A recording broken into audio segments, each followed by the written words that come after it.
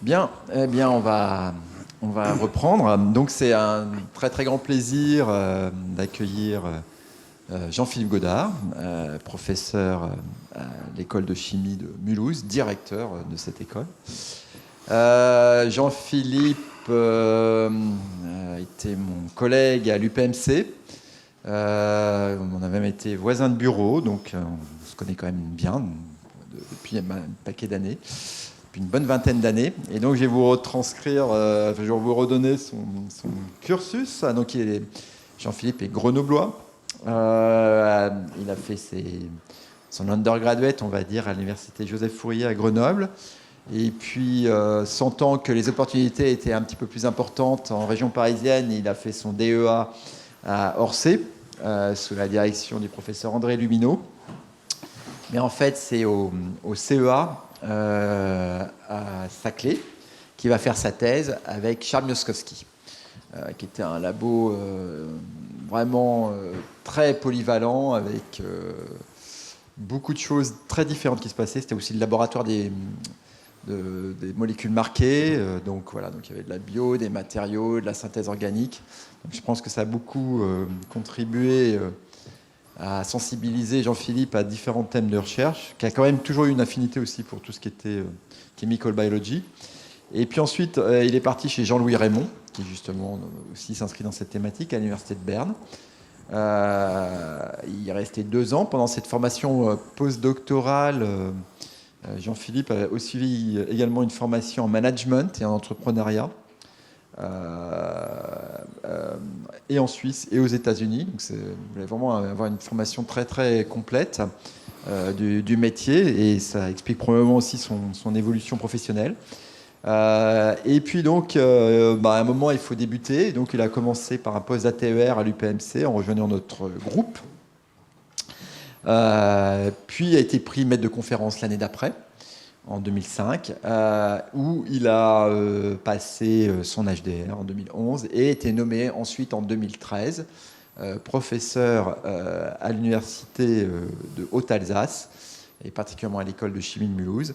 Donc il est nommé professeur en 2013. Vous voyez, c'était un mouvement assez conséquent géographiquement en tout cas. Et donc là, il a redémarré une activité de recherche totalement indépendante, avec de la chimie radicalaire, de la photocatalyse et d'autres aspects. Et ça, il va nous en parler. Je voudrais dire que Jean-Philippe est quelqu'un d'extrêmement impliqué, à l'image de sa formation, qui s'implique dans énormément de choses. Donc en tant que directeur d'école, déjà, il est membre de la fédération, du bureau de la fédération Gay-Lussac, mais il est également dans beaucoup de commissions locales à Mulhouse, puis au CNU également. Plus d'autres activités personnelles, notamment touchant au ballon ovale, par exemple. Donc voilà, donc quelqu'un de très, très actif et très impliqué. Et donc c'est avec grand plaisir qu'il va nous parler de sa photocatalyse sur lumière infrarouge, qui est donc, comme je le dis, une thématique assez émergente et pour laquelle probablement vous avez été les premiers vraiment en France à produire des molécules organiques par cette photocatalyse. Voilà, merci. Merci beaucoup, Louis. Et une nomination quand même importante à l'IUF. Ah, ouais. Il y a quand même une reconnaissance extrêmement importante pendant son cursus. Donc voilà, ça c'est aussi quelque chose qui est intéressant. Merci beaucoup. Je suis très heureux, très honoré d'être ici avec vous, dans ce haut lieu de la recherche française. Voilà, c'est un grand plaisir de vous partager quelques-uns des points qui nous ont intéressés ces derniers temps. Alors, comme tu l'as dit, je vais plutôt vous parler de chimie, plutôt que mon rôle aussi de président de club de rugby amateur, même si ça m'occupe aussi pas mal. Mais finalement, c'est assez complémentaire, en termes de management, en termes de gestion des ressources humaines, donc c'est plutôt intéressant. Alors, je vais vous parler un peu de photocatalyse sous lumière infrarouge, une photocatalyse pour une synthèse invisible à l'œil nu. Alors on verra pourquoi c'est invisible à l'œil nu, contrairement aux applications dans le domaine du visible. Mais derrière tout ça, je voudrais vous parler de chimie radicalaire, de transformation, de méthodologie de synthèse.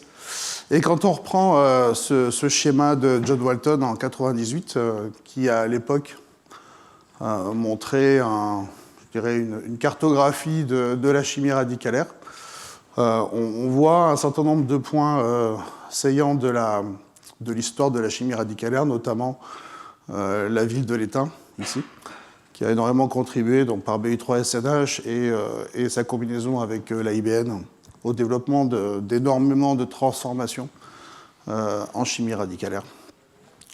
Malheureusement, l'étain a la mauvaise idée d'être extrêmement toxique, ce qui a pour le coup limité ses applications, notamment dans le domaine industriel. Donc il y a d'un côté une forme de schizophrénie avec un côté une chimie qui est extrêmement utile, extrêmement performante et extrêmement complémentaire de ce qu'on peut connaître dans d'autres types de transformations, ioniques par exemple ou autres. Et de l'autre côté, les contraintes liées aux applications. Ce qui a conduit donc tout un développement de la chimie radicalaire. Alors vous voyez que c'est assez intéressant sur le Discovery Highway ici. Vous pouvez rencontrer différents ronds-points, différents croisements qui vous amènent à la ville du soufre, ici, avec notamment les travaux de Barton en désoxygénation et en décarboxylation, mais aussi sur des dérivés du silicium, du germanium, des composés aussi qu'on retrouve ici comme des donneurs d'hydrogène, qui peuvent aussi participer à des processus radicalaires, des processus en chaîne, généralement. Et quand on remonte tout en haut, on arrive dans une zone qui s'appelle ici le chiral zone. La route s'arrête, parce qu'il y a toute une histoire aussi à écrire autour de ça, sur le développement de transformations énantiosélectives en chimie radicalaire. Il y a déjà beaucoup de choses qui ont été faites, mais il y a encore beaucoup de choses à inventer. Et quand vous arrivez à ce croisement ici, ben vous avez Oxidation Away, qui bascule vers un autre monde. Vous traversez le flux d'électrons ici, et vous arrivez dans un domaine des réactions de transfert monoélectronique, par exemple, ou de toutes les transformations qui font intervenir des processus redox dans leur ensemble pour générer des radicaux. Il manque aussi une partie dans ce schéma, c'est que se passe-t-il avec la lumière? Hop. Je ne sais pas si c'était ton verre, Louis. Alors je prends. Je ne connaîtrais pas tes pensées. Donc on bascule sur un domaine qui fait intervenir la lumière et l'idée c'est de voir ce que la lumière peut faire dans ce contexte-là. Alors si on s'intéresse au spectre solaire, on voit très clairement une répartition en termes d'énergie suivant 3 grandes zones. Une zone qui est plutôt UV, ici, donc en dessous de 300 nanomètres, allez, 350 nanomètres. Une zone qui est le visible, ici, et une zone qui est le proche infrarouge et le lointain infrarouge par la suite. Et quand on découpe maintenant la capacité énergétique de cette irradiation lumineuse, on retrouve que à peu près 5% sont générés par un rayonnement ultraviolet, 43% par un rayonnement visible et 52% par un rayonnement infrarouge ou proche infrarouge.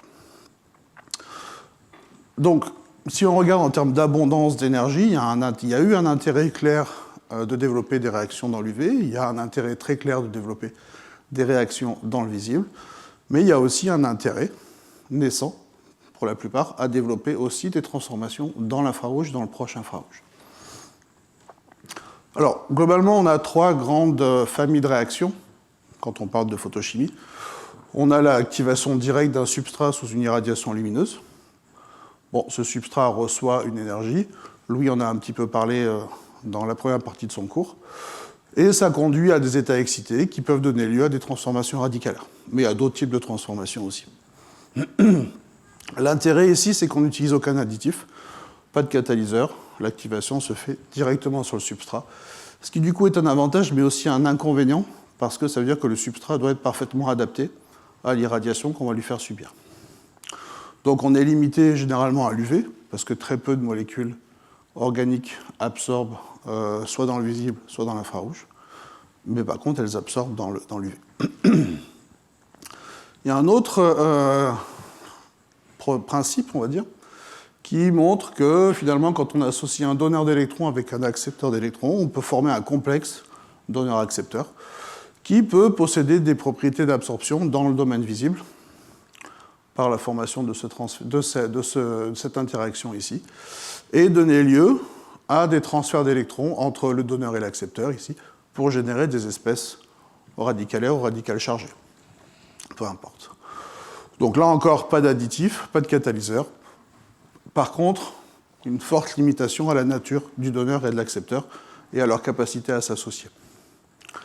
Et maintenant, on passe dans le dernier domaine, c'est celui qui va nous occuper aujourd'hui, c'est la photocatalyse, où là, cette fois-ci, on fait intervenir un photocatalyseur qui reçoit l'irradiation lumineuse. Et ce photocatalyseur atteint donc un état excité, et c'est les propriétés de cet état excité qui nous intéressent pour faire de la transformation chimique. Que ce soit du redox, que ce soit du transfert d'énergie ou d'autres types de processus. Le substrat va donc interagir avec un état excité pour arriver soit lui-même à un état excité par transfert d'énergie, soit à une espèce réduite ou oxydée par transfert d'électrons. On peut, cette fois-ci, étendre la réaction à énormément de types de photocatalyseurs différents, mais on est toujours dans une limitation liée à la coexistence d'un catalyseur, d'un donneur, d'un accepteur, ou d'une recette qui peut être souvent un peu compliquée, qui peut être une limitation à ce développement.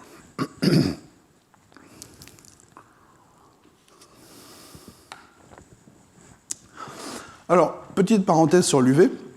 L'UV, c'est extraordinaire. Il y a eu énormément de transformations qui ont été faites en UV. Une des premières, début du XXe siècle, hein, c'est la photo classique qu'on récupère de Chamichán, avec cette irradiation sous la lumière du soleil. Alors vous voyez que cette S-carbone, elle peut, au bout d'un an, sous le soleil italien, d'accord ? Je pense que c'est un paramètre important pour la réaction, c'est le soleil italien, donner ce produit polycyclique avec un rendement très très modeste de 6%, d'accord, mais d'une complexité moléculaire extrêmement intéressante. Est-ce que vous voyez ce qui s'est passé ici ?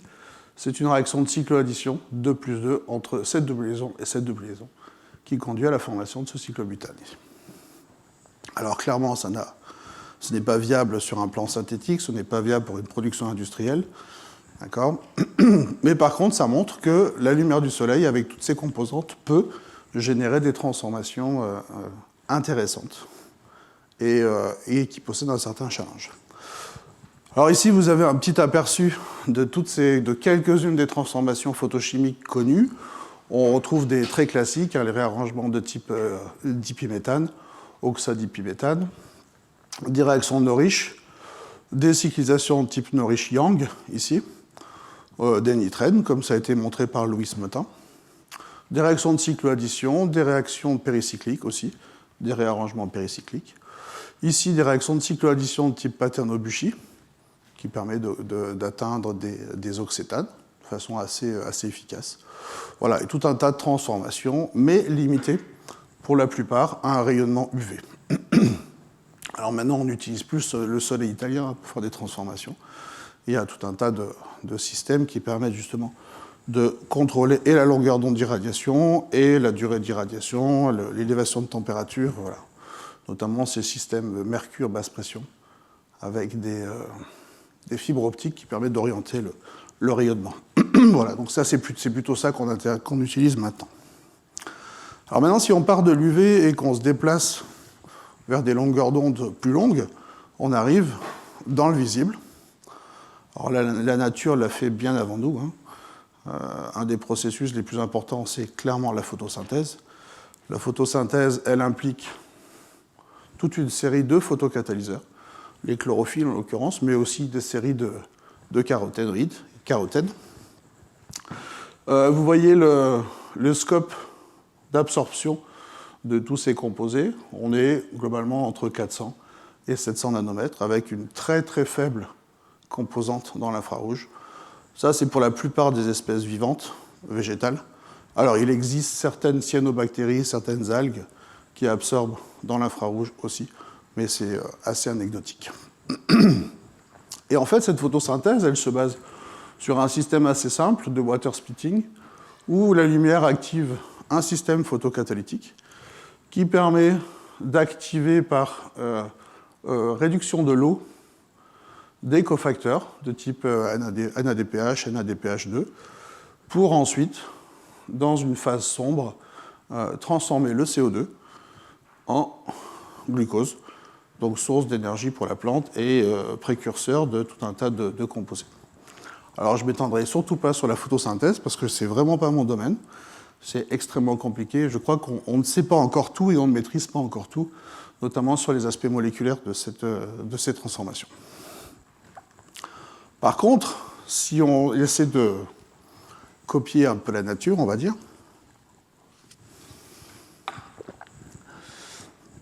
les chimistes se sont penchés sur le système de photocatalyse. Alors, ce système de photocatalyse fait intervenir, donc, comme je l'ai dit au début, un photocatalyseur qui, sous irradiation, alors là on est dans le visible, atteint un état excité. Et cet état excité est capable d'interagir soit avec un substrat, soit avec un donneur ou un accepteur d'électrons, en fonction des propriétés de chacun, pour donner naissance à des espèces radicalaires et utiliser ces espèces pour faire de la synthèse organique. Alors là, j'ai rappelé juste 3 papiers qui sont un peu des papiers fondateurs pour la photocatalyse. Kellogg, en 1978, a montré qu'un sel de sulfonium pouvait être réduit par des dérivés de type ester de Hansch, ici, pour former donc des sulfures, des suréthers, mais aussi des composés réduits par transfert d'hydrogène.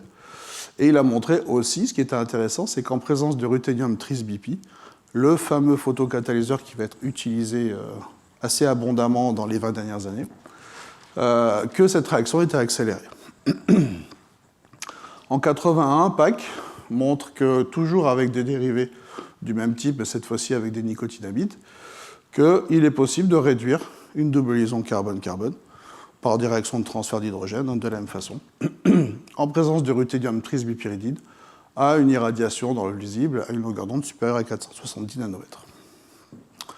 Et enfin, Alain de Ronzier, un grand électrochimiste français, a aussi montré que le ruthénium tris-bipyridine sous irradiation, donc on est sur un ruthénium au degré d'oxydation plus 2 ici, que ce ruthénium sous irradiation atteint un état excité qui est capable d'interagir avec un sel de diazonium pour aller vers une espèce oxydée du ruthénium. Donc on passe d'un ruthénium 2 à un ruthénium 3. Donc là, le diazonium va jouer le rôle de quench oxydant, puisque c'est lui qui va permettre d'augmenter le degré d'oxydation du métal. Par conséquent, il sera réduit pour aller jusqu'à la coupure homolytique de la liaison carbone-azote, ici la formation du radical, qui ensuite va réagir en intramoléculaire pour donner ce composé. Mais ce qui était intéressant dans cette transformation, c'est que le cycle catalytique était refermé par oxydation d'un alcool primaire en aldéhyde, donc ce qui montrait l'aspect catalytique de ce type de transformation. Alors, il existe énormément de revues, énormément de travaux, depuis 2008 à peu près, jusqu'à maintenant, sur la photocatalyse, redox ou autre, dans le domaine du visible. Donc, je ne vais pas faire une liste qui ne serait de toute façon pas exhaustive. Mais bon, voilà, je pense qu'il y a suffisamment d'articles qui sortent dans la littérature tous les jours sur ce domaine-là. Donc, vous utilisez quoi, une 50aine d'articles à peu près par jour ? Voilà, donc une littérature très dense sur ce domaine. Alors nous, ce qui nous a intéressés, c'était plutôt d'aller vers un autre type de rayonnement lumineux, encore moins énergétique que l'irradiation dans la lumière visible. Alors la lumière visible, ce n'est pas celle qui est la plus néfaste et la plus toxique, mais essayer d'aller vers encore plus loin, aller dans le prochain infrarouge. Voilà pourquoi je vous disais que c'est une chimie invisible à l'œil nu. Une petite LED ici, avec une irradiation, avec une énergie lumineuse à 810 nanomètres, voyez une toute petite composante dans le rouge, donc c'est un pied de bande qui colore un petit peu le faisceau. Mais quand on monte sur des longueurs d'onde à 900 nanomètres, il n'y a aucune évidence de l'activation de la lumière, ce qui peut poser problème. Des fois, on se demande même si on a allumé la lampe ou pas. Donc voilà. Et vous voyez que donc cette irradiation sur un ballon ici, qu'on distingue à peu près dans l'obscurité, est capable d'activer un certain nombre de transformations organiques. Donc en abaissant l'énergie du faisceau, donc en augmentant la longueur d'onde, en passant de l'UV au visible avec les catalyseurs qu'on connaît, et du visible vers le rouge, avec notamment le bleu de méthylène au-dessus de 600 nanomètres, il y a déjà quand même énormément de choses qui ont été faites dans ce domaine-là. Et l'idée, c'était de voir qu'est-ce qu'il est possible de faire. Ensuite, si on va encore plus loin, quel type de photocatalyseur on peut utiliser, quel type de photocatalyseur avait des propriétés intéressantes pour pouvoir jouer le rôle de photocatalyseur. Alors, le cahier des charges, il est assez simple.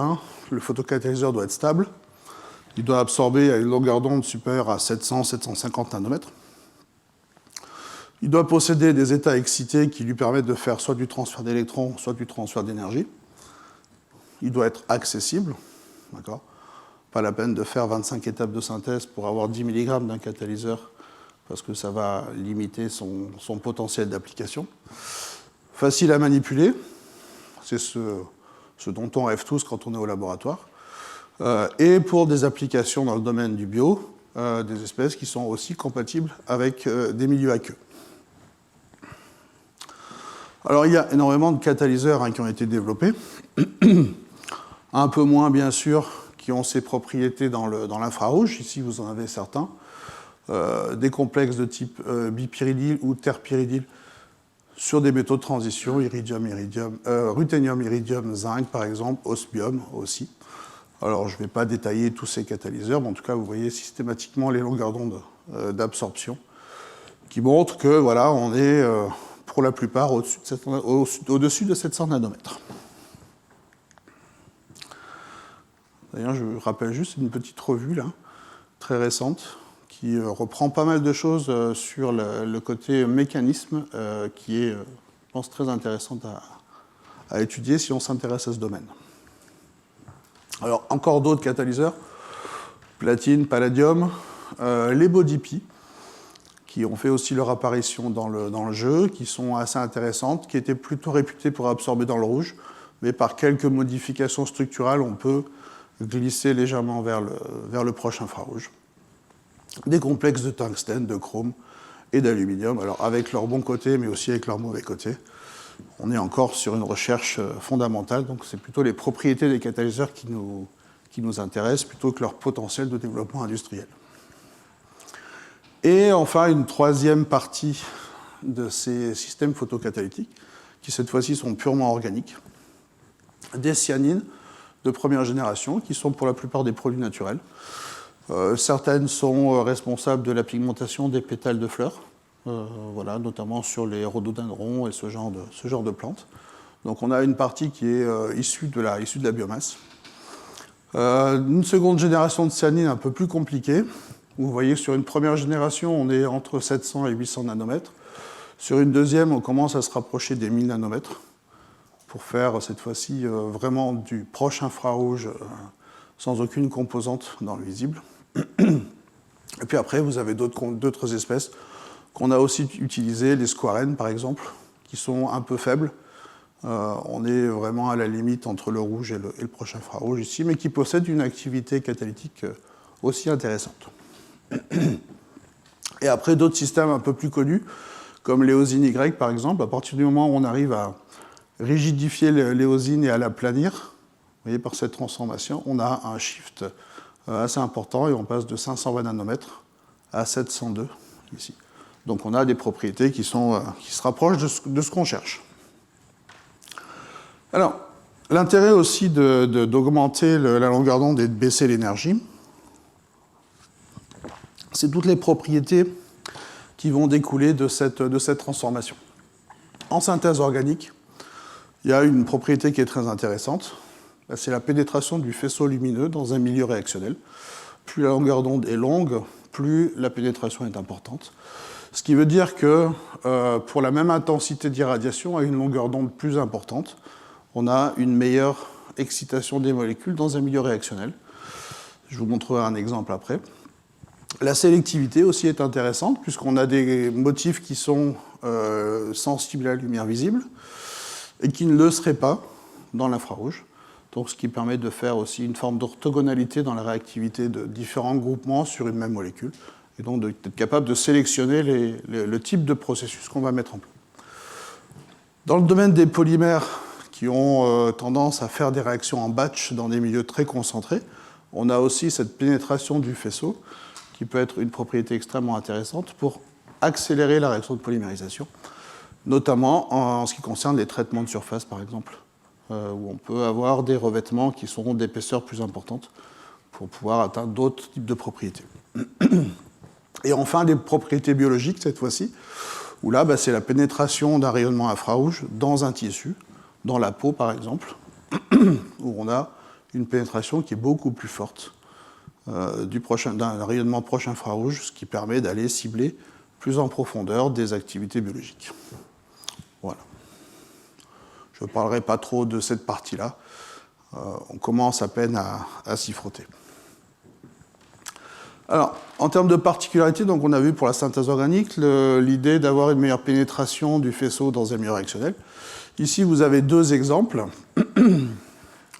Alors, un sur un système de type Hub Conversion. Je vais revenir après sur les mécanismes. Vous voyez, donc c'est l'oxydation d'une liaison carbone-bore en liaison carbone-oxygène ici.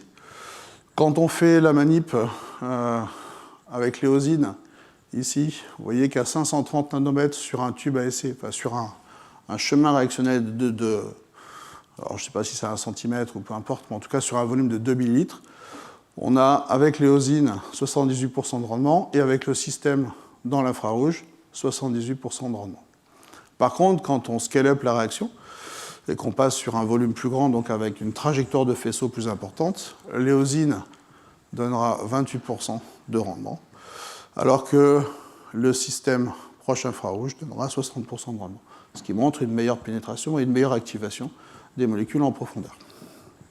Bon, ça peut se régler avec une agitation du milieu pour le rendre plus homogène aussi, mais bon, voilà, c'est une démonstration.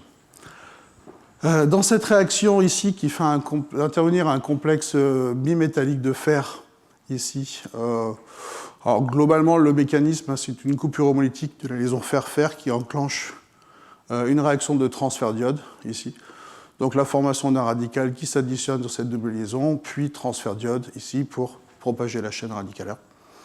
Ici, vous voyez, à 450 nanomètres, vous avez à peu près la même efficacité, 73% qui traversent l'échantillon, 80% dans l'infrarouge. Et là, les auteurs, alors, ils n'ont pas été seuls à faire cette transformation, mais pour montrer le côté biocompatibilité et biopénétration, ils ont mis 4 couches de peau de cochon, ici, de 3 mm. Quand ils irradient à travers la peau de cochon à 450 nanomètres, il ne se passe rien, alors que quand ils irradient à 730 nanomètres, ils ont 60% de rendement. Donc ça démontre que si on veut transposer ces systèmes à, par exemple, du drug delivery en profondeur dans un organisme, on peut passer une certaine barrière biologique qui permet d'aller activer des tissus plus profondément. Voilà. Ça a été montré aussi par Yannick Landé en 2022 sur le même processus. Alors avec de la peau de cochon, mais avec tout un tas d'autres systèmes biologiques qui ont montré la compatibilité de ce process. Alors si on s'intéresse maintenant à l'aspect mécanistique, on va détailler deux types de processus. Un premier processus qui implique un photon, et un deuxième type de processus à 2 photons. Je parlerai un peu plus du 1 photon, parce que c'est vraiment ce qui nous a intéressé le plus. En tout cas, je vous mentionnerai aussi tout ça. Alors, on retrouve le cycle catalytique classique, on va dire, du transfert monoélectronique photoinduit, avec un photocatalyseur, toujours, qui est excité, cette fois-ci par une lumière donc infrarouge, qui donne lieu à cet état excité, qui peut aller soit faire de l'oxydation, soit de la réduction, par un cycle de quench réducteur ou par un cycle de quench oxydant ici, et donc donner naissance à des espèces radicalaires qui sont utilisées après pour faire de la synthèse. Le transfert d'énergie photo-induit, c'est quand on est à cette étape-là, le système peut choisir soit d'aller vers le transfert d'électrons, soit d'aller vers le transfert d'énergie sur un substrat, qui va permettre à un substrat d'atteindre généralement un état triplé, et donc de faire de la chimie sur l'état triplé de ce substrat-là. Une application particulière de ce transfert d'énergie photo-induit, c'est la génération d'espèces d'oxygène réactive, ici, comme de l'oxygène singulier, par exemple, où cette fois-ci, le photocatalyseur atteint l'état excité, peut faire un transfert d'électrons, peu importe, et générer aussi dans la course de l'oxygène singulier, qui peut être utilisé pour tout un tas de réactions d'oxydation particulières. Voilà. Donc les photons proches infrarouges entre 700 et 1000 nanomètres, hein, qui ont des énergies d'1.2 à 1.8 électronvolts, permettent donc de faire passer un photocatalyseur de son état fondamental vers son état excité, que ce soit singulier ou triplé. Hein. Ça va dépendre après du type de structure et du type de catalyseur. Ils peuvent faire donc du transfert d'électrons ou du transfert d'énergie. Et parce que l'énergie de ces photons est plutôt basse, si on veut contrebalancer cette limitation pour pouvoir conserver un potentiel de réactivité, ben, il va falloir qu'on élargisse les bandes, enfin la distance entre les bandes, la distance énergétique entre les différentes bandes. Et il va falloir qu'on ait des états excités qui soient plutôt de longue durée de vie et des absorptions qui sont dans l'infrarouge assez importantes. Ici, donc on verra sur quelques catalyseurs qu'on a atteint ce type de propriété. Et bien sûr, si on veut faire du transfert d'électrons photo-induit, on devra avoir des potentiels redox qui seront parfaitement en accord avec les transformations et généralement des potentiels redox qui vont contrebalancer cette limitation en termes d'activation. Et donc soit des potentiels assez réducteurs, soit des potentiels assez oxydants. Alors, je ne vais pas revenir sur un diagramme de Perrin-Jablonski qu'on a vu ce matin, mais vous savez que de l'état fondamental, on peut atteindre un état singulier, qui par croisement intersystème conduit à un état triplé, ici, par une conversion interne, aller vers un autre état triplé, qui peut relaxer par phosphorescence, ici, et donc réémettre un photon avec une longueur d'onde différente, avec une énergie différente. En photocatalyse redox, on s'intéresse à justement squeezer cet aspect ici, croisement intersystème, et d'aller directement vers un état triplé, ici. Donc ça va être le principe aussi d'un type de réaction particulière. Et ça sera possible par un couplage spin-orbite assez important pour aller vers donc, des longueurs d'onde d'absorption qui seront parfaitement d'accord avec ce type de transformation qui seront photo-induits. Alors, quelques exemples de la littérature sur l'utilisation de ces photocatalyseurs comme système redox, photoactivé. Ici, un exemple d'Eurovis en 2020, avec des complexes terpyridyl de l'osmium, ici. Donc, vous voyez sur différents complexes avec différents substituants sur les composés aromatiques, sur les ligands aromatiques ici. L'impact sur les potentiels d'oxydation et de réduction des états excités. Donc vous voyez qu'on a des espèces qui sont plutôt de bons oxydants et de réducteurs plutôt intéressants, avec des longueurs d'onde qui oscillent, vous voyez, entre 730 et 740 nanomètres. Un exemple d'application de ce système catalytique à l'osmium, ici, avec une charge catalytique très intéressante, donc très très faible. Dans des conditions donc, de réduction, vous voyez que ce système-là est capable de se transformer ici par translocation de cette chaîne ici sur ce carbone ipso. Alors ça passe par la formation d'un radical par réduction et coupure homolytique de la liaison carbone-brome ici. Le radical centré sur le carbone vient cycliser en ipso, puis une réaction de bêta-fragmentation conduit donc à la libération d'alcool et à la perte certainement de SO2 ou de quelque chose qui ressemble à du SO2. Voilà, avec un rendement, vous voyez, à 740 nanomètres dans le DMSO de 74% de rendement. Donc ça valide en fait le concept de la photocatalyse avec ces complexes d'osmium. Alors l'osmium n'est pas forcément le métal le plus sympathique qui existe, mais en tout cas ça marche et ça démontre le concept. Nous, à peu près à la même époque, on s'est intéressé donc à ces cyanines. Je reviendrai un peu sur ces cyanines sur la fin de mon exposé, notamment la cyanine 746. Alors c'est assez simple avec les cyanines parce que le chiffre derrière c'est le lambda max. Donc la cyanine 3000, elle absorbe à 3000. La cyanine 746, elle absorbe à 746 nanomètres. Donc nous on avait acheté des lampes à 810 nanomètres, ça marche très bien, parce qu'on a un recouvrement qui est assez intéressant. Et voilà, comme exemple d'application de ces cyanines en synthèse organique, on a réduit le réactif de Dumemoto, ici, et on l'a mis en présence d'accepteurs de radicaux dans différentes conditions. Quand on travaille dans le DMSO, tout simplement, on a transfert, formation d'un radical trifluorométhyle qui s'additionne, puis oxydation du radical bis-benzélique ici pour fermer le cycle catalytique, et le cation stabilisé, ensuite, élimine, donc on perd un proton, et on régénère la double liaison carbone-carbone ici, avec un rendement acceptable de 50%. Quand on fait la même chose avec cet autre accepteur, vous voyez qu'on a des rendements qui sont du même type, ici. Et quand on fait la même réaction, cette fois-ci avec une quantité d'eau importante dans le milieu, le système reste actif, mais le cation qui est généré pour fermer le cycle catalytique, cette fois-ci, il n'y a pas d'élimination de protons, mais on piège le cation par le nucléophile qui est l'eau, ici, et on fait cet alcool tertiaire en conséquence. J'ai rajouté ici les réactions de contrôle. Elles sont fondamentales dans cette chimie. On peut imaginer plein de choses. Il y a plein de trucs qui marchent, et puis quand on enlève la lumière, ça continue un peu à marcher. Quand on enlève le catalyseur, ça continue encore un peu à marcher. Donc, soit on le vend comme un système photocatalytique, soit on essaie de comprendre ce qui se passe derrière. C'est pour ça que nous, on fait systématiquement toutes les réactions de contrôle pour démontrer que le catalyseur et la lumière ont un rôle important à jouer dans la transformation.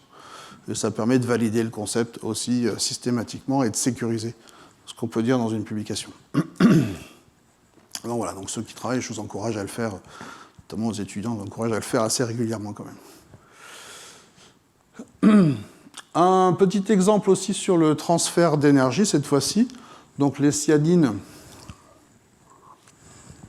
qu'on avait développées, la 746 en l'occurrence, on s'est intéressé à cette réaction d'Haza-Henry. Ici, la réaction d'Haza-Henry, elle consiste finalement à faire une forme d'activation CH, même si c'est une revisite de la réalité, mais globalement, on remplace une liaison carbone-hydrogène ici par une liaison carbone-carbone provenant d'un nucléophile, qui en l'occurrence ici est le nitrométhane. Ça passe par une série de processus redox. On a montré que ce processus n'était pas qu'un processus de transfert d'électrons, comme on pourrait l'imaginer, c'est-à-dire qu'on pourrait imaginer une oxydation de cette isoquinoléine ici en radical cation, voilà, que ce radical cation pourrait ensuite aller vers l'iminium, et que l'iminium serait l'électrophile adapté pour venir faire réagir le nucléophile ici et créer cette liaison carbone-nucléophile ici. Et on a montré que finalement l'oxygène et l'oxygène singulé jouent un rôle très important dans le milieu réactionnel et dans la transformation, avec deux potentiels mécanismes qui seraient en compétition, avec peut-être une petite préférence pour l'autre côté, où en fait l'oxygène singulé viendrait faire une abstraction d'hydrogène ici, le radical superoxyde viendrait faire une abstraction d'hydrogène pour former l'iminium, qui ensuite serait transformé par le nucléophile.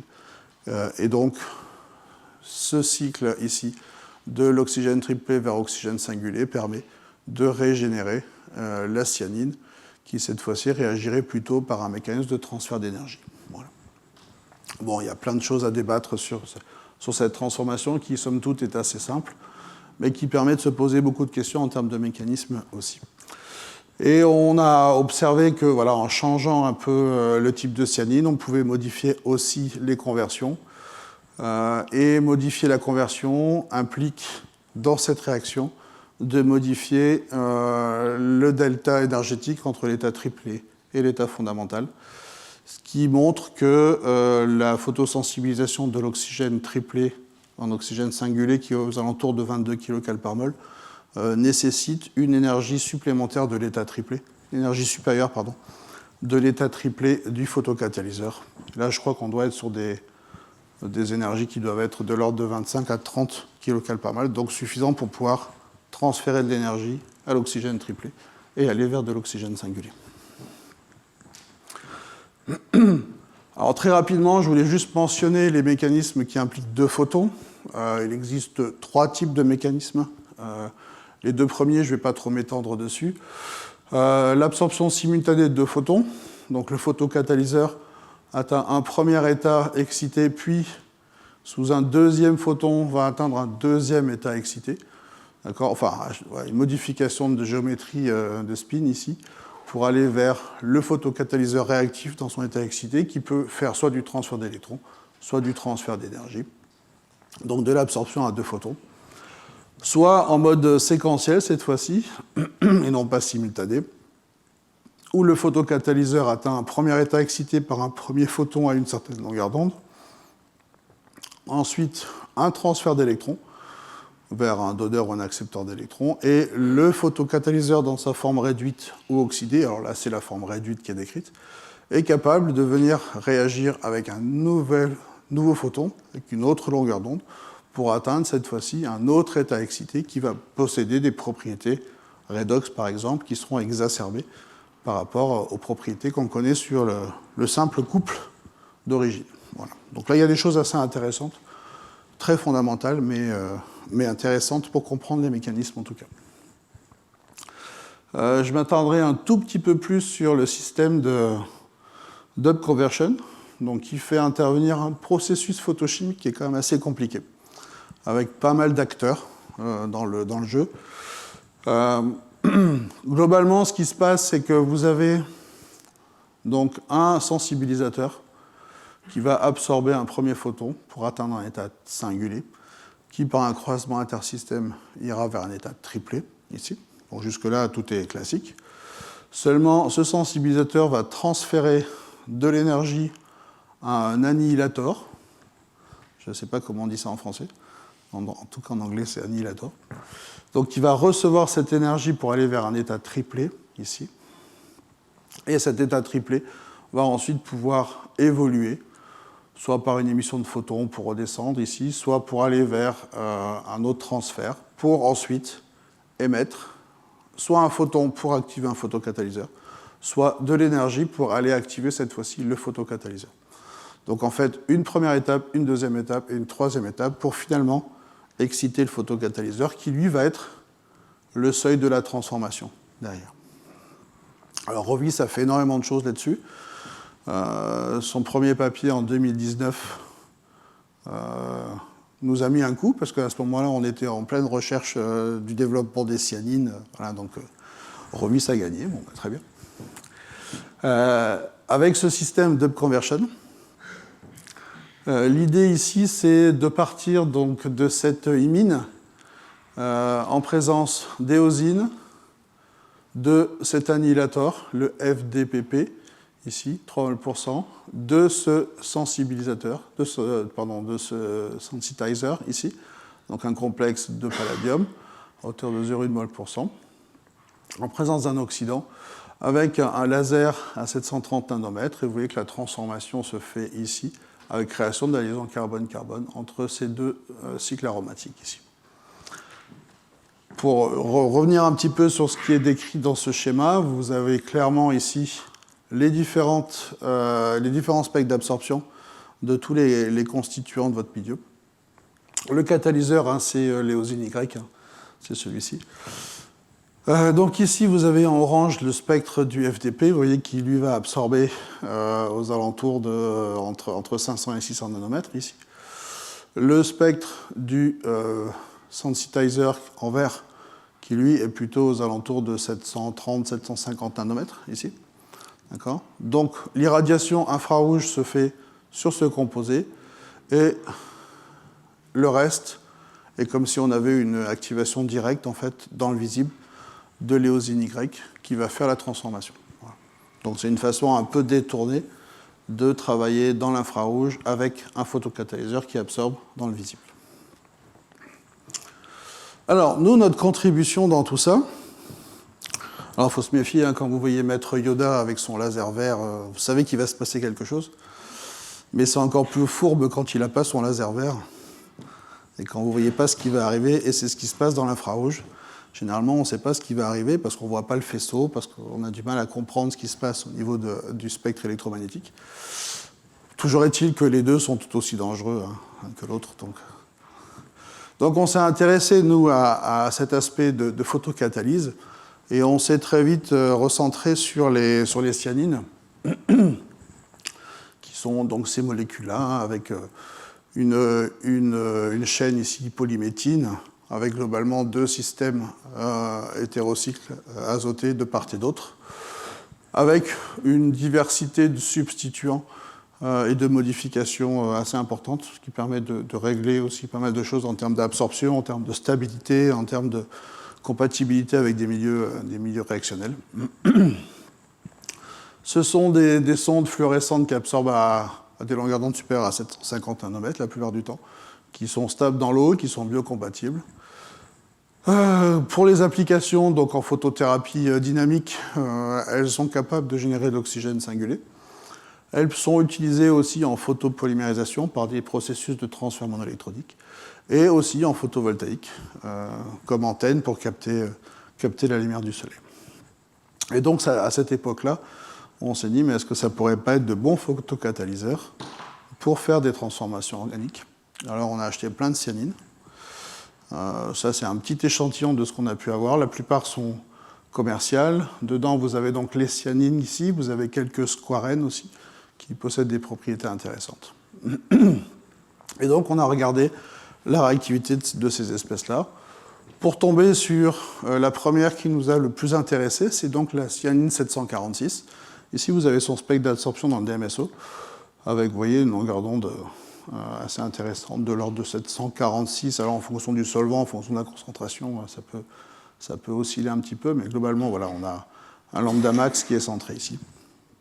Et on s'est intéressé à une réaction qui était assez simple, la réaction d'Aza-Henry, on en a déjà un peu parlé, mais en faisant varier le nucléophile, donc avec 5 mol % de la cyanine 746 à 810 nanomètres, en ballon ouvert, donc avec de l'air, donc sans précaution particulière, avec des temps de réaction qui peuvent être assez longs de temps en temps.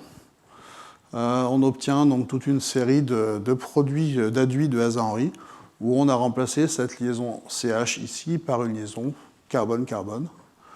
Donc vous voyez des nitros qui soient substitués aux primaires, des malonates aussi, des dérivés acétyléniques, des nitriles, des phosphonates, voilà, qui possèdent donc des bonnes propriétés pour jouer le rôle de nucléophile dans cette réaction d'Aza-Henry. Ah, c'est pas très... un peu flou, excusez-moi. Après, on s'est pas mal intéressé au mécanisme de cette réaction. Et il y a je dirais une séquence assez simple quand on fait de la photocatalyse, c'est de voir si on a une réaction qui est uniquement initiée ou amorcée par le processus photocatalytique, ou si cette réaction n'est pas en chaîne et nécessite l'intervention d'un cycle catalytique par transformation. Et donc c'est ce qu'on appelle les on-off. Tout simplement, quand on met la lumière, le rendement augmente. Quand on coupe la lumière, le rendement stagne. Donc il n'y a pas de propagation de la chaîne en l'absence de lumière. Quand on rallume la lumière, le système repart. Quand on rééteint, et ainsi de suite. Voilà, pour aller jusqu'à la conversion observée à la fin de la réaction.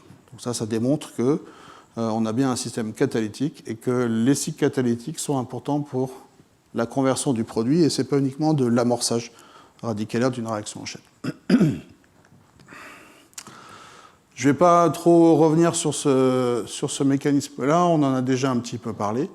On a fait pas mal d'études justement pour essayer de discriminer l'une ou l'autre de ces deux voies réactionnelles ici. Tout n'est pas encore réglé. Une réaction de contrôle qui nous a un peu perturbé, sans photocatalyseur, on obtient 15% de rendement. Donc ça peut remettre en question aussi pas mal d'études mécanistiques. Donc voilà, donc, le travail est encore en cours pour réfléchir à ce mécanisme-là. L'idée, c'était de discriminer soit le transfert d'électrons, soit le transfert d'énergie. Pour ça, on a regardé un petit peu des réactions des expériences de Stern-Wolber, donc de quench de l'état excité du catalyseur qui nous intéresse, en l'occurrence la cyanine 746. Donc c'est la courbe, c'est la ligne en bleu ici. Alors ce qui est intéressant, c'est que c'est une droite, mais ce qui est peu intéressant, c'est que la cinétique de quench, elle est très très faible.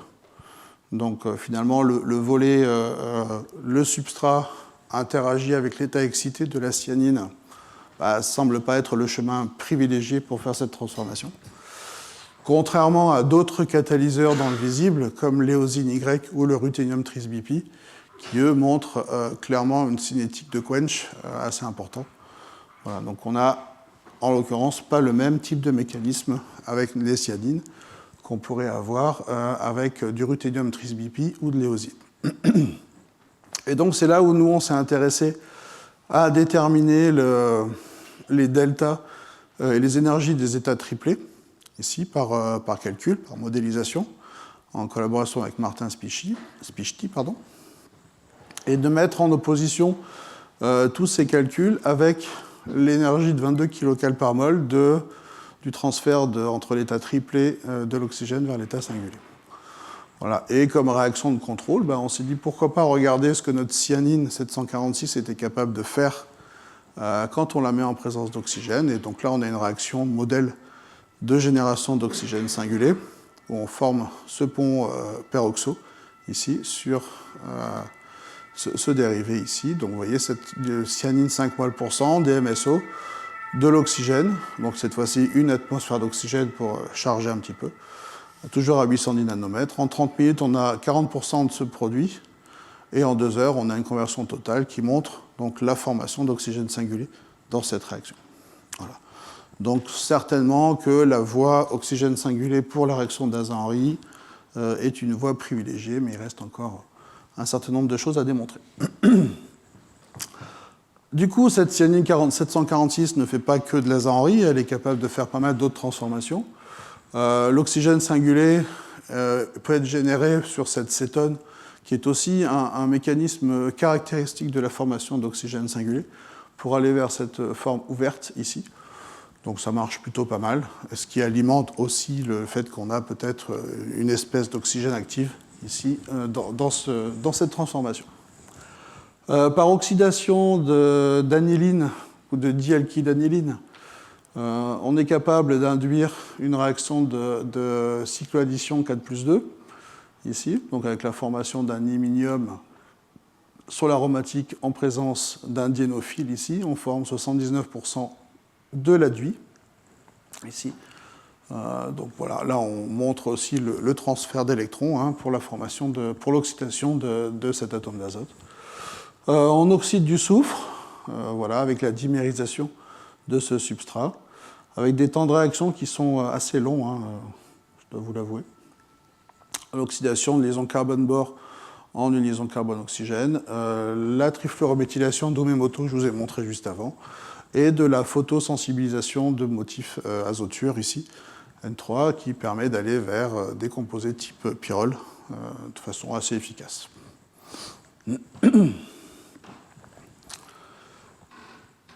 Le temps de réaction nous pose problème. Des réactions qui durent 48 heures ou 96 heures, c'est trop long. C'est certainement un facteur limitant pour des applications. Donc on a regardé un petit peu d'autres types de cyanine, essayer de comprendre comment on pourrait accélérer ces réactions et quels seraient les critères, les paramètres et les propriétés qu'il faudrait maîtriser pour augmenter cette transformation. Donc on a pris énormément de cyanine, on a mesuré tout leur potentiel, on les a tous passés en voltampérométrie cyclique. De ces potentiels redox dans les états excités avec de la modélisation suivie de la mise en place d'une équation de Rehn-Weyler, on a pu déterminer aussi les potentiels des états excités pour comprendre ce qui se passait. Et donc on arrive à une classification de ces cyanines ici, de l'état excité vers l'espèce réduite, ici. Donc ça, là, vous avez le potentiel versus l'électrode saturée. Et on distingue 3 grandes familles de cyanines. Les premières qui ont des cinétiques basses, faibles même, on va dire. Vous voyez, avec quelques courbes, alors qui ont des formes un peu bizarres, je vous l'avoue, qui ne sont pas toujours des cinétiques comme on a l'habitude de les voir dans les bouquins de chimie, mais bon, voilà, il y a peut-être des trucs qu'on ne comprend pas encore très bien. Toujours est-il que vous voyez, avec des réactions à 25 heures, avec des conversions qui sont de l'ordre de 20% ou de 40%, donc des réactions qui sont très très lentes. On a une deuxième famille qui sont, on va dire, les modérés. Les modérés montent, vous voyez, sur des 20 à 25 heures de réaction à des conversions qui sont de l'ordre de 70 à 90%. Et enfin, on a les meilleurs, on va dire, les vainqueurs de la course, qui sont donc la 792 et d'autres types de cyanide ici, qui, elles, montrent des conversions qui se rapprochent du quantitatif à des temps de réaction qui sont, vous voyez, de 20 à 25 heures. Donc on a une accélération notable de ces transformations. Ici, celles qui marchent le mieux ne sont pas forcément les plus réductrices ou les plus oxydantes, mais bon, voilà. Donc il y a tout un travail de compréhension aussi à faire de ce côté-là.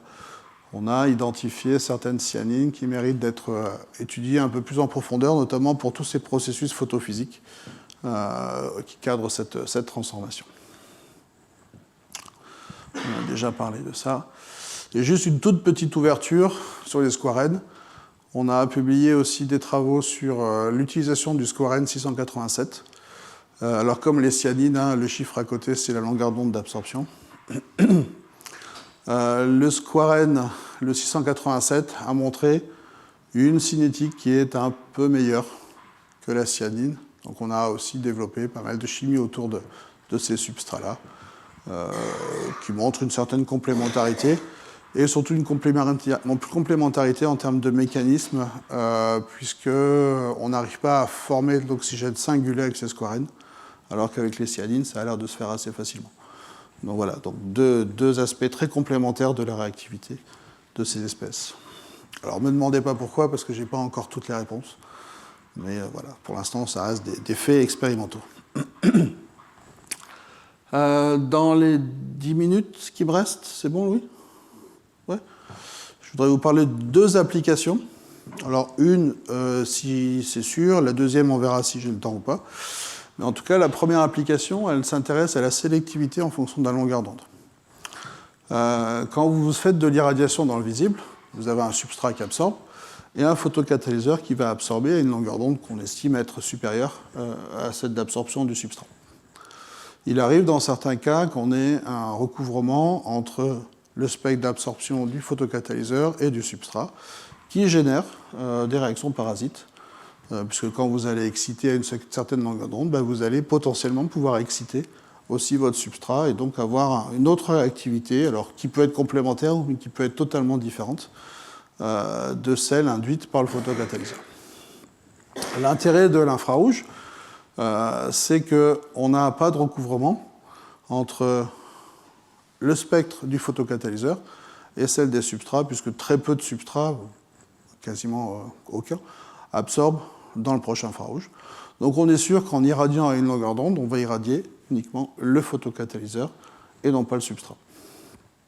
Ça, on pense que ça va donner lieu à une forme de sélectivité quelque part sur la réactivité organique.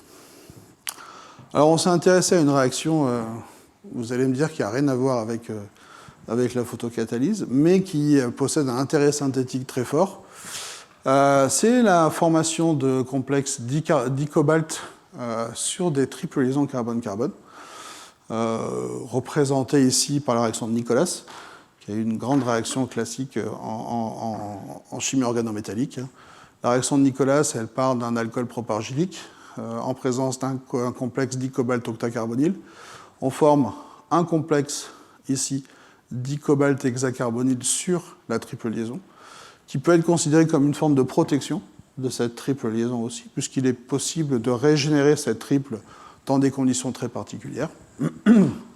Alors, la réaction de Nicolas en particulier, elle consiste à induire une coupure hétérolytique de la liaison carbone-oxygène, ici, pour former un carbocation, alors qui n'est pas propargylique, mais qui y ressemble, qui est en alpha de ce complexe bimétallique, et en présence de nucléophiles, vous venez piéger le carbocation. Donc en fait, vous substituez cette liaison carbone-oxygène par une liaison carbone-nucléophile, suivie d'une étape de déméthylation, ici, pour relibérer la triple liaison carbone-carbone. Ce type de complexe intermédiaire, donc utilisé dans la réaction de Nicolas pour protéger les acides, mais aussi utilisé dans la réaction de Bose-Ohn-Kahn, dans certains cas pour activer aussi ces triples liaisons. Quand on regarde les méthodes de déprotection de ces complexes cobalt, enfin dicobalt, ici, on tombe sur du cérium ammonium nitrate, des fluorures, des oxydants type DDQ ou aminoxyde, de l'iode, nitrate de fer, diamine, du tempo, voilà, qui sont pour la plupart des conditions stoichiométriques et qui nécessitent bien souvent des excès de ces réactifs. Le projet ici qu'on a voulu mettre en place, c'était de voir s'il était possible d'utiliser un processus photocatalytique pour relibérer la triple liaison et finalement détruire ce complexe de cobalt de façon propre et sélective pour pouvoir régénérer cette triple liaison ici. Donc ça a été un peu challenge au début, je dois vous avouer. Donc on est parti de ce substrat modèle, qui est assez simple, donc une triple bis adisyle, ici, photocatalyseur, acétonitrile, de l'air. On estimait, comme le degré d'oxydation du cobalt est plutôt bas ici, on estimait d'avoir des besoins de conditions plutôt oxydantes pour faire cette transformation. 4 heures sous LED. Alors on a screené un certain nombre de photocatalyseurs, d'abord dans le visible, réactif de Fukuzumi, ici, qui est plutôt un bon oxydant, à 420 nanomètres, ruthénium tris-BP, éosine Y, iridium PPI3, cette fois-ci plutôt réducteur, même s'il peut avoir aussi des propriétés d'oxydation, du bleu de méthylène et le 4CZ d'IPN, qui est aussi plutôt oxydant. Avec des conversions qui sont, je dirais, très moyennes, mais ça marche. Il se passe quelque chose. Quand vous prenez ce complexe en solution, je ne sais pas pour ceux qui ont déjà travaillé sur ce type de substrat, vous avez un milieu réactionnel qui est extrêmement coloré, dans lequel vous avez quasiment toute la composante entre 300 et 600 nanomètres qui sont absorbées directement par le complexe de cobalt. Ce qui peut poser problème quand on fait de la photocatalyse dans l'UV, et je vous renvoie à ce que je vous disais, dans le visible, et je vous renvoie à ce que je disais au début, c'est quand vous avez un overlap entre le substrat et le photocatalyseur. Donc, si maintenant on utilise une cyanine qui absorbe à 780 nanomètres, donc avec un fort déplacement vers le rouge, on se retrouve dans une zone où votre milieu réactionnel n'absorbe plus. Et donc, ce système-là nous a permis à 810 nanomètres en irradiation d'atteindre 71% de conversion sur la débétalation de ces complexes dicobalt carbonyl. Dans des conditions qui sont très douces, qui ne nécessitent pas de cérium, qui ne nécessitent pas d'oxydant fort. Donc on espère avec une tolérance en termes de groupement fonctionnel qui sera beaucoup plus importante que celle qu'on peut avoir sur des méthodes conventionnelles pour déprotéger des triples liaisons qui sont le coordinat du cobalt. Et donc c'est la cyanine 780 qui a donné les meilleurs résultats. Vous voyez, elle est finalement assez simple. Par rapport à la 746 où vous aviez la chaîne ici polyheptine simple, ici vous avez juste un cycle à 6 qui a tendance à rigidifier un peu le système et un atome de chlore. Alors ce qui est intéressant ici, c'est que cet atome de chlore, on peut très facilement le substituer par toute une variété de nucléophiles et donc apporter une modification structurale assez simple et assez immédiate de ces cyanines-là. Bon voilà, en tout cas ça marche. C'est pas à 100% de conversion, mais en tout cas, sur ce substrat modèle, on a la déméthylation et la photodéméthylation qui se fait dans des conditions très douces. En 4 heures, à 30 degrés, c'est la température d'échauffement due à un système d'irradiation. En tout cas, voilà, température ambiante, on va dire. Alors, en termes d'exemplification, on a fait varier un petit peu le complexe ici.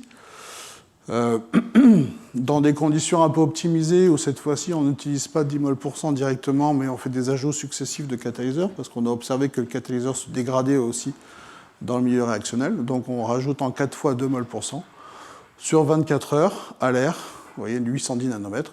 Pour le même substrat qui était à 71 %, on arrive à 100 % de conversion, avec un rendement isolé de 88. Et les contrôles, que ce soit en obscurité ou sans catalyseur, nous donnent des conversions qui sont inférieures à 15 %. Donc voilà, on montre un effet catalytique de la cyanine qui n'est pas négligeable. Et ça marche plutôt pas mal avec différents types de substrats. Les rendements sont allés de 70 à 100 % à peu près pour ces systèmes-là. Quantitatif quand vous avez 2 thiophènes.